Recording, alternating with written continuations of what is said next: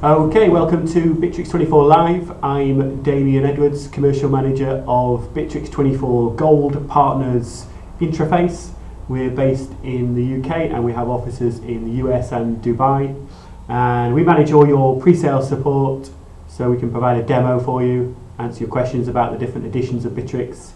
We have a full implementation service including customization and training, and we provide telephone support as well. With me, I have our support manager, Andy Naylor.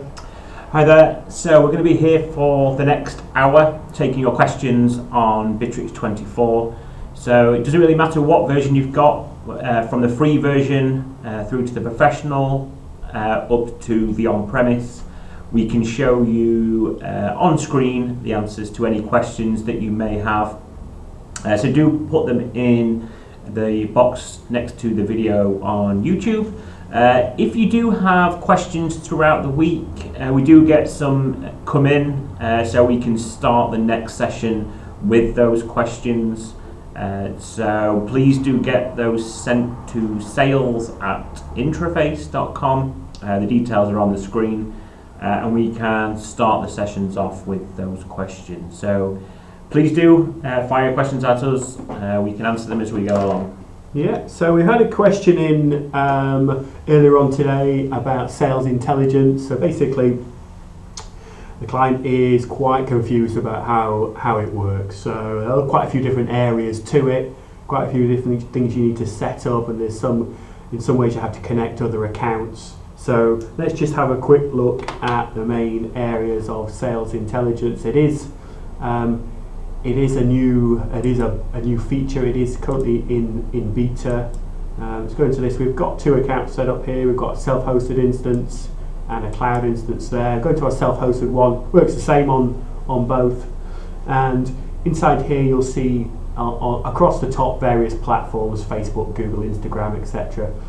You can connect these platforms, and we can connect other platforms or other advertising sources as well, using this custom link here to connect those sources. You can then connect or track things like telephone calls and emails. So you can create custom telephone numbers and email addresses specifically to track leads from different sources. So we'll look at Facebook to start with. So you need to connect your Facebook account. I believe you need an ad account with Facebook to do this. Your ad account will be linked to your personal account, so you connect that account here. I've got one ad account linked, so I'm able to select that from here. And I've chosen my UTM source. So if you're doing a lot of different advertisements on Facebook, then you're probably going to name them differently, specific to that campaign. You've just got one, then maybe you're just going to use the term Facebook. You can just choose whatever you want to choose on there. We need to go to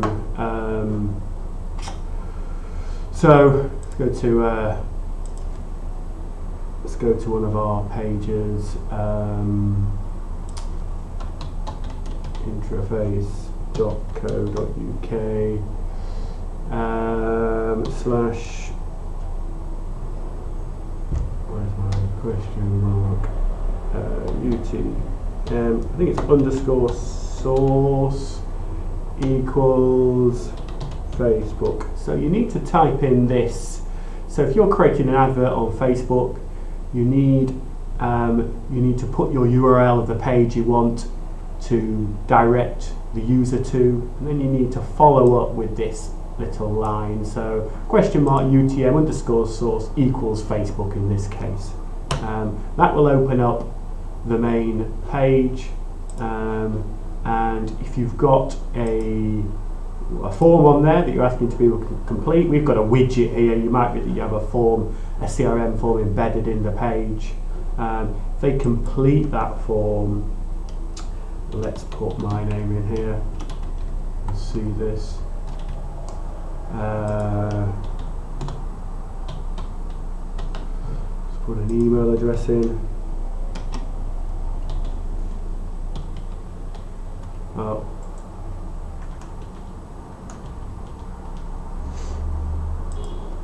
and a telephone number. So we've completed a form on this unique URL, and we're going to submit that. And I'll submit in a second. Let's just open up our leads page. So any of these completed forms, incoming emails and telephones and messages on Facebook, etc., they'll generate leads inside your system. But what we're looking for here is a lead with a reference to our Facebook advert. Let's just close that down. Let's look at, here we go. So we have, so this is the lead we've just created. So we can see the name, I put my name in there, and it's generated the lead, and it's telling us that this has come from Facebook. So it's actually converted this lead in. I think we've got some automation running that converts a lead based on a form being completed. So what's happened, the lead's come in and it's all automatically being converted because of some additional automation we've got. But key thing here is we can see that that's come from that Facebook advert. So it might be that you create an actual advert, it might be that you're just doing a free post on Facebook. If you use that at the end of your URL, you're directing to people to, you'll be able to track where that lead has come from. A couple of other things you can do with call tracking. If you want to register, if you want to rent or rent a number from Bitrix or connect a number from your other provider to Bitrix, then you can select that number from the list and assign it to a campaign. Again, we can assign a number to Facebook. So if you're quite heavily involved in advertising on Facebook or another platform, then it's probably going to be worthwhile, $6 a month, renting a number specific for that. Not only then if people fill out the form, but if people ring you from the number you've got on that advert, it's not going to be your general number, it's going to be one specific for that advert. You can then record where that lead's come from. And especially if you're spending money on these, you want to know, so you don't want to know, you'll know if they complete the form, but you want to know if they've actually, phoned you or emailed you or something. So you can do this also with email. Mail here, we can do it again, so you can create a specific email address for, again, Facebook. We've created one here called BBC, which is a custom one. So let's say we had an advert on a website and we wanted to track the source from there. We can just create a custom source here, give it a name, create a UTM source code as well, and then we can track those. If I go back into my leads, you can see I've got some from Facebook here, these ones from BBC, and we can of course then go and do a filter on that. If I go to, I think we can do a filter on that, see if we can get client path up here.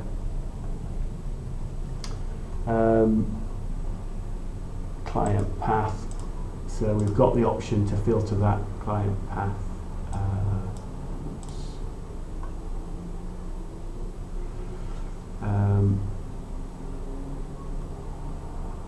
Yeah, I'm not too sure if we need to have UTM source actually. Yeah, we need to use UTM source actually for that. So I could put Facebook in there, let's search for that, and it's narrowed it down to those UTM sources it's using. We've got the UTM source field open here. UTM source, let's open it up so we can just check that's working correctly. UTM source, if we show that in the list view, we can see the source here is matching the filter we're using at the top. So these all generate leads, but you can track where they've come from. So you can connect it to your Facebook or Google Ads, Instagram. You can create custom ones for other adverts that you're doing. We just go back into Facebook and show you that you can actually add a cost as well to this. So we've added $10 per click. So what we're suggesting, each one costs us $10, and we can, I'll show you in a second, you can see just how much return you're getting on that investment. So that's the platform, linking it to a form, linking telephone numbers and email addresses. It is, we're probably not going to it now, it is possible to create, so let's say that somebody goes to this page and and they complete a form that's available on the page, but they scroll down to the bottom of it and they find out you've got your telephone numbers and email addresses here.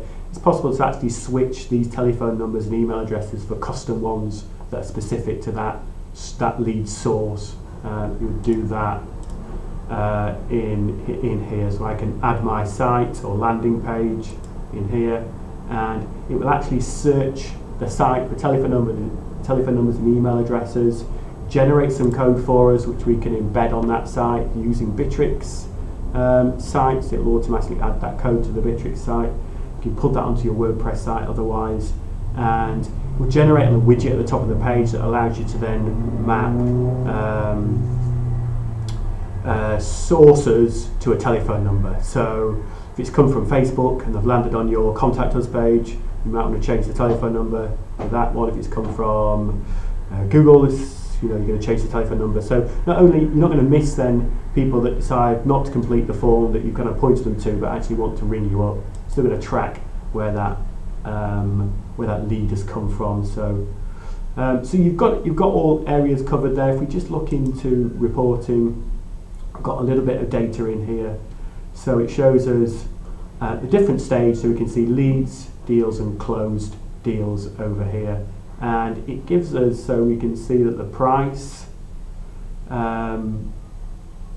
here, the cost or price for the lead, and an average price costing us to generate that lead. If we go down here, this is probably more useful, this section, so we can see Facebook and BBC ads. I can see that individual price per lead that I'm allocating to this. We can see number of leads and deals run, and then we can see a conversion. So this is when we've converted a deal to one, and if we've got then products on that deal with a value associated with them, we can see a profit and a return on investment figure over on the right hand side.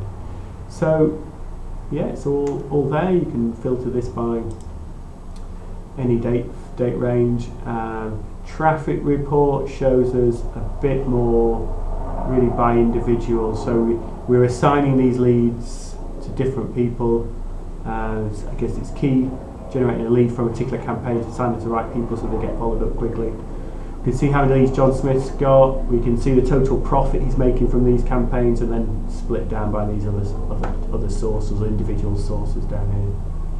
So it's all in beta, but we've tested it. All works well.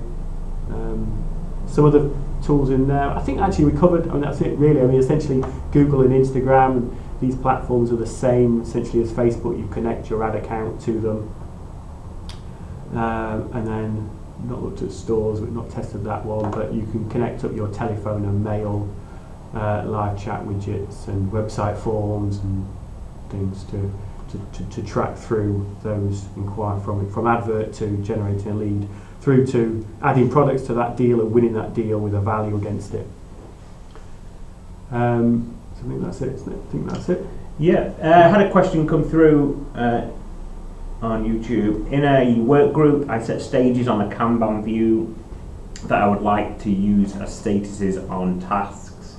How could I set automation for when a task is started to change the Kanban stage to started? So while Damien was talking about that, I actually just mocked one up in here to show you. So if we go to project ABC, and you can see here I added a stage on the Kanban view called started. So when we create a task, it's going to drop into the new stage here, and then it's up to you when you want to start moving it along. Your question was, how can I automatically move a task into started when a task status essentially goes to in progress? So the only way of doing it, I did have a quick look. What you need to do is you would need to set a trigger, and you would need to set a trigger on your started stage in your Kanban when the status has changed. So if I just click on configure here, just remove this. So if I click on add under the started stage and click on status changed, what we're looking for is when a task gets started, it goes to in progress. So or you can either have accepted or in progress, but we would usually, when a task started, it would go to in progress. So when it does go to in progress, it's automatically going to move every task that's in this work group to the started stage. So that's essentially how you would do it. There are automation rules on statuses. I did have a check if you could do it that way. So if I click on statuses here and you change in progress, but there isn't an option to be able to change the stage in a Kanban view. You could only change the status in a task. So it's the trigger within the project work group that you're going to need to set. And once it goes to in progress, it'll move the task to started. Okay, just put up our contact details there. Post any questions you have in the chat window. I've had a question about deal automation. So I want to customize the name of tasks that are automated in deal pipeline. For example, the name of the deal is Edwards. The automated task title it generates is titled Set Up First Appointment. So essentially they want to be able to create a task to be called the name of the deal plus set up first appointment. So it'll say client Edwards, set up first appointment, that's the task. So you can do that, it's quite straightforward. If we go into the CRM, and if you don't understand, it'll probably make sense when I show you. Go into deals and go into automation. So as part of, based on these stages that the deals are at, we can trigger some automated actions below them. So let's say when we get to negotiation, what we want to do is create a task. So we have task down at the bottom, and we can create it immediately. We can have some time delays on it because we're going to create it immediately. We can add conditions in here as well. So we can have a condition that will look at probability, let's say, and more than 50 or something like that. So you could have a condition whereby you don't do this unless they're considered high probability, but we won't put a condition in. So essentially what they want to do is, it says set up appointment. Set up appointment. So that's the name of the task that they want to create, but they want to bring in some references from the deal, and you can do that. So any field that exists inside the deal, you can bring the data if populated in that field into here, and so you can look through here, and we're looking at deal and deal name, and that's it really. If you want to then go on and populate further information from the deal into the task, you can do that. Any information about, we looked at probability, about responsible person, any fields that exist inside the deal that are standard or even custom, you can then you can drag out from the deal and populate this task. So we give it a task name, we give it a description if we want to. We can change responsible person if we want to. We're going to assign it to this guy. We can put a deadline in if necessary. So this can be in 5 days or something like that. What else can we do? A few other fields that we can create. Let's just save that. And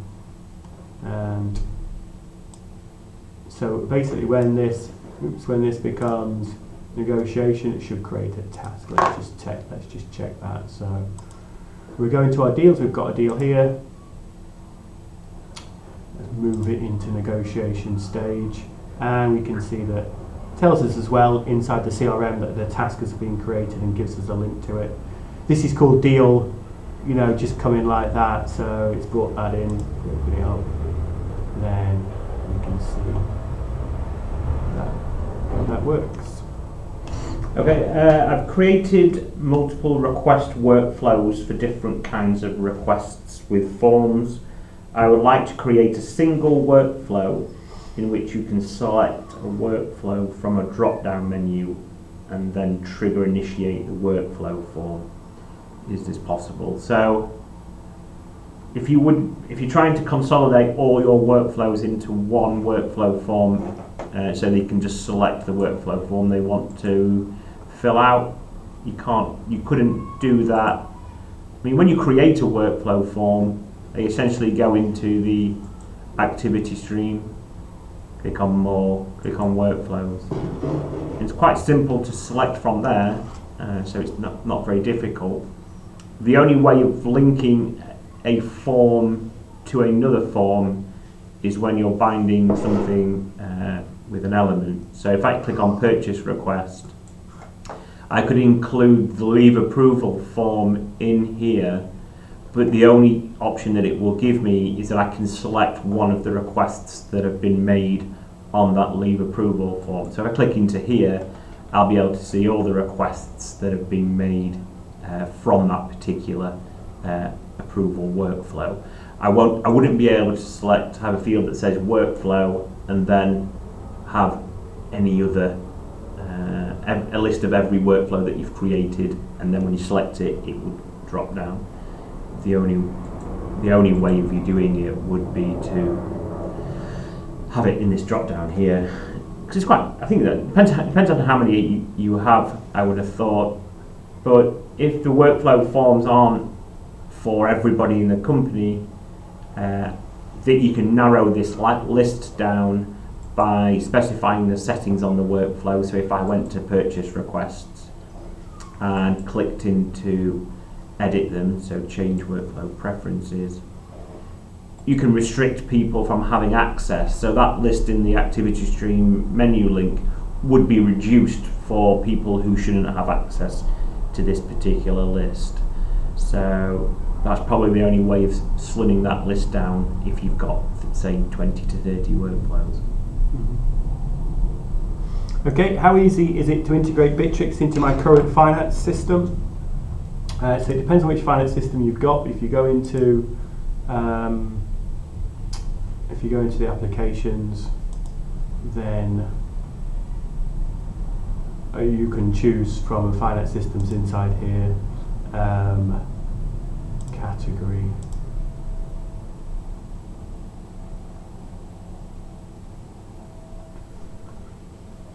accounting systems, and then if we have integration, which we have for QuickBooks, Xero and FreshBooks, then that's straightforward. So there's an app for it.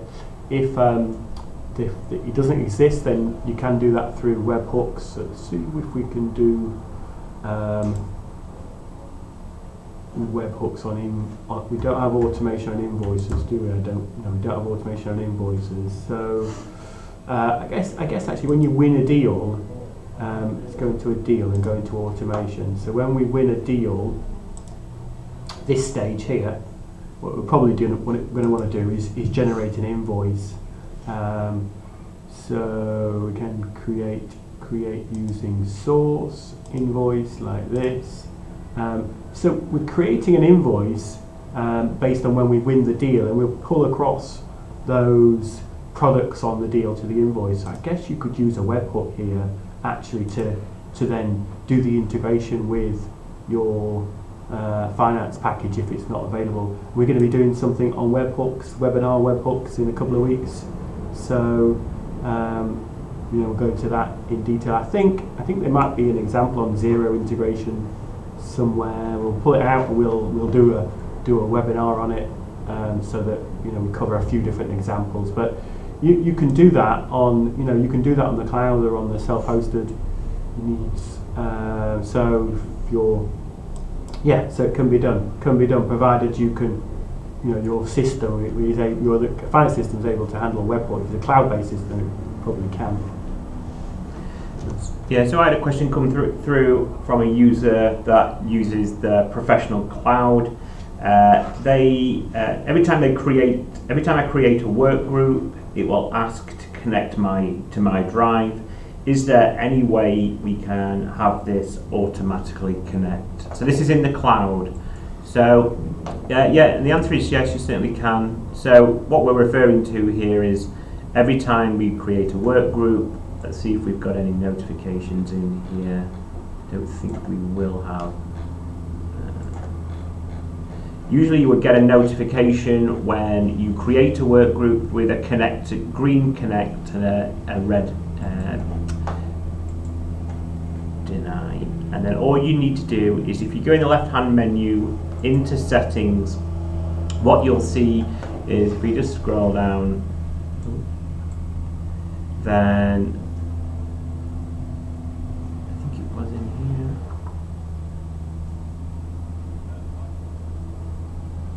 here. Yeah, here we go. So you can see here we have automatically connect group drive when a user joins the group. By default, it is deselected, so it will always ask the user to connect their drive. So in this case, all you need to do is check this. And while you're in here, one of the other questions from the same person was with regards to document locking. So when you are using documents in the Bitrix drive and you're editing them locally, it is a good practice to always lock the document while you are editing it. So the option again is there to select to allow document locking. Okay.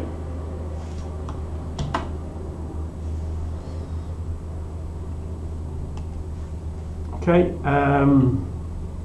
How will my website look to my extranet users? So you can, let's go into here, you can invite external people into work groups to get access to all the functionality of a work group. They can't see the CRM or any of your HR stuff like processes for leave requests and things, but if you have a look at a work group, then they can see all the features that you have. You can restrict which tasks they see, which documents and things they see, but you can give them full access to this group. And in fact, you know, the group might be their client's name, so give them full access to it. It looks well, I'm going to show you on this self-hosted edition what it looks like on here. Essentially, you're going to see much less on the left-hand side. They're just going to see the access to their group.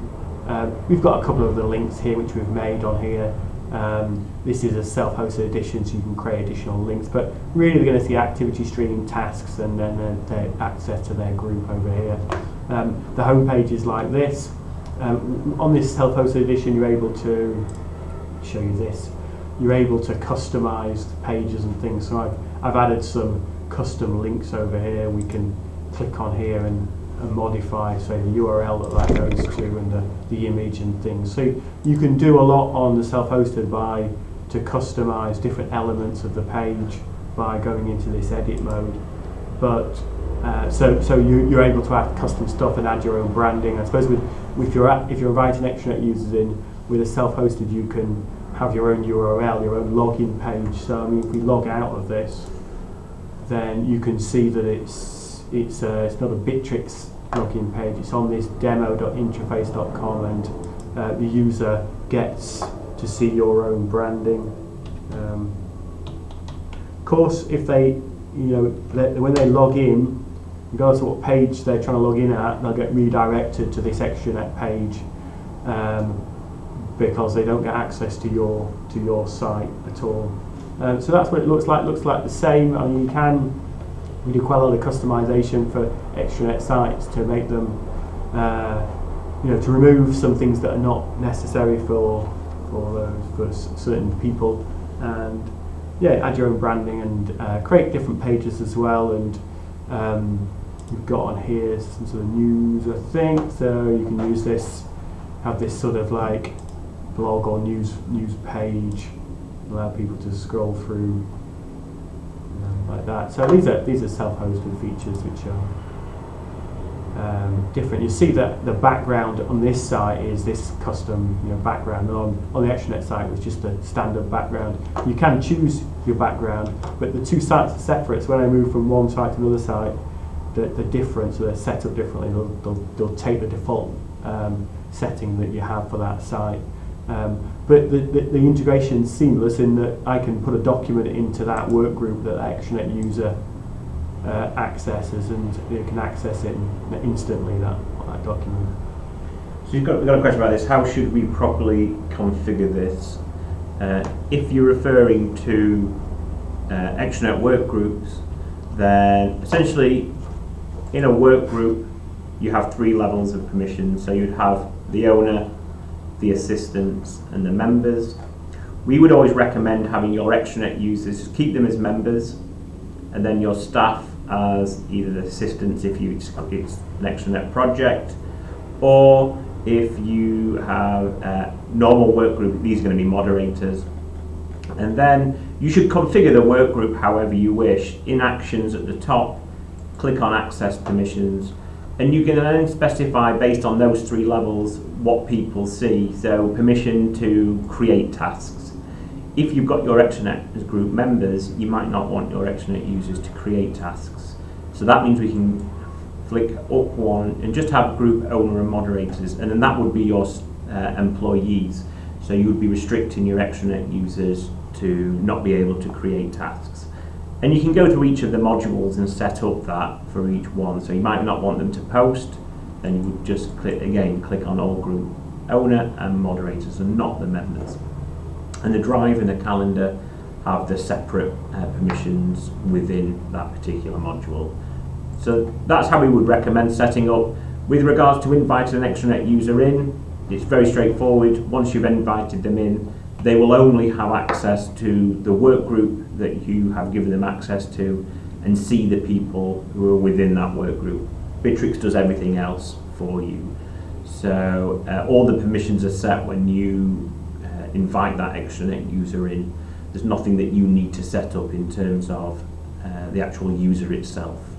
It's just the permissions within the work group that you need to set. And if you do have an on-premise version, you can set some more permissions if you are creating custom pages, as Damien showed you, or you can set permissions on the custom banners down the right-hand side. But for a cloud, you should be pretty straightforward. Yeah, so you create your work group and then you invite people in, as Andy said, but if you wanted to, if you had a self-hosted edition, then we have a process whereby you could, for instance, go into a company and maybe say I want to create a work group for this company. We have a process up here called Create Project. Presents you with a form, we complete the form, and it creates the project, in this case with some tasks and things, but it will also assign people to the work group at the right permission level, so you can have it, written into the process so that your extranet, so different people internally get invited in and have access to the right areas. And then once you've done that, you can go into your individual contacts within that company, and we have a process here called Make Live User. So you can choose then which contact you want to add to that work group, that extranet work group. Running this process will convert them from a CRM contact to a user in the system, and it will send them an email with a randomly, automatically generated username and password, and the URL they need to get to access it. So that's a process that you can create on the self-hosted edition. Probably can't be done on the cloud, but by doing this, then you know that you're not doing it manually. You're going to set them up with the right permissions, not going to get access to any area of the system that they shouldn't have. So Johnny's posted a video of a question. We can watch it later and come back to you maybe next week on that, or if you can explain it to us, your question, then we can try and cover it today. Yeah, I'm not sure where you've posted it. So I had a question that came in today, just with regards to when you connect your emails up and an email has a file attachment to it, where does it go on the cloud? And also when I upload a document to a task, where do those files go? So it's quite straightforward. If we go into the document drive, then each user has their own uploaded files. Automatically they will have their own uploaded files folder. Click into here, and this will be every file that you've uploaded to a task previously, so there'll be quite a few in here, so be able to see that. And then if we go into the drive, and I think if we go into the company drive, then you can see here files from email. If I click into here, again it's going to show me every file that I've received in an email on Bitrix. So if you've got your email integrated, this is where the files get stored. They're obviously accessible in the CRM when it integrates with a CRM contact or a company. That email will go into that activity stream for that specific contact or company, but the actual file will get stored in here as well. Okay, so we don't have any more questions at the moment, but if you've got some more questions, please post them. And yeah, Johnny, we don't know where you've posted the video, so I'm sure it's possible to post a video in the chat, so you'd have to tell us what you want us to look at.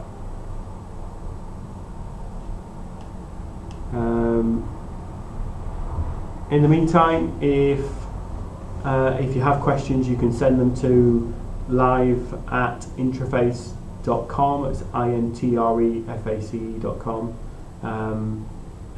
During the week, and we'll address them. We'll look at them next week.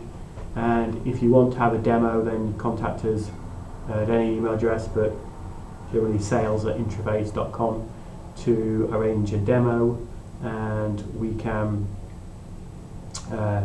We'll find out what it is you want specifically to achieve from the system, which areas you're interested in, and we'll just focus in on those areas on the demo, so we can show you not only in general what Bitrix can do, because it does a lot of things, but specifically what it can do in order to achieve what you're looking for it to achieve. So it's not a general demo; it's a demo tailored to your requirements. And following on from that, we can document those requirements and quote. If there's any custom work, quote to do the custom work, quote for the training and the license and support, so you've got a full package.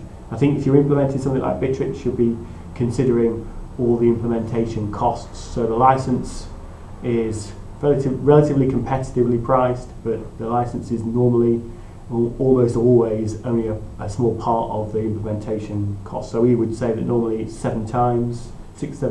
So the license is £1,000. Normally you'd be looking at £6,000-7,000 to implement it, because you've got to consider costs from a partner to set things up and train you, and then your considerable costs internally to get the staff up and running on that new system. So it should be you should go into it considering what the costs are going to be from the external help and the internal as well. But we can help you with that. So Matthias, how should we properly configure this? I'm not sure what you're referring to. I thought you were referring to extranet users a moment ago, but if you let us know what you want to configure, then we can hopefully show you.